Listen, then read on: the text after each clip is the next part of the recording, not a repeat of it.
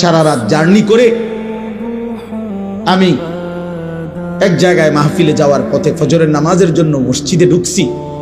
ইমাম সাহেব একা দাঁড়ায় আছে, কোনো মুসল্লি নেই, কোনো মুসল্লি নেই। তাইলে মহল্লা তো মুসলমানের মহল্লা। ইমাম সাহেব বেচারা অপেক্ষমান, যদি কেউ আসে দয়া করে, যদি কেউ দয়া করে আসে। আহা,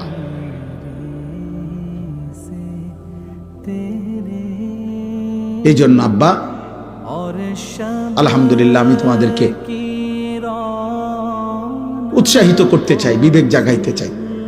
আমার এটা ফিকির, আমার এটা প্রেরণা, আমার এটা পেরেশানি। আমি এই অস্থিরতা নেই। আমি আসলে আলাদা কোনো আমারে কেউ যুবকদেরকে বলতে হবে এমন কোনো রাষ্ট্রীয় দায়িত্ব দেয় নাই, এমন কোনো হুজুরও আমারে কেউ দায়িত্ব দেয় না। কসম খোদা কেউ বলেন আমারে আনুষ্ঠানিকভাবে কোনো অফিসিয়াল লিডার কোনো আমারে মন্ত্রণালয় দিছে না কেউ, যে আপনার দায়িত্ব যুব মন্ত্রণালয়, আপনার দায়িত্ব কিশোর মন্ত্রণালয়, আমারে কোনো এমন কিছু কেউ বলেন।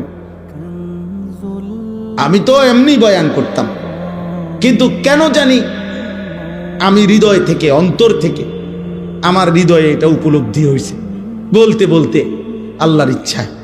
তো এখন সবাই বলে আমি যুবকদের জন্য বেশি বলি, বেশি বলি না কম বলি আমি এও বুঝি না, আমি জানি না। বাকি আমার বলা আমি বলি।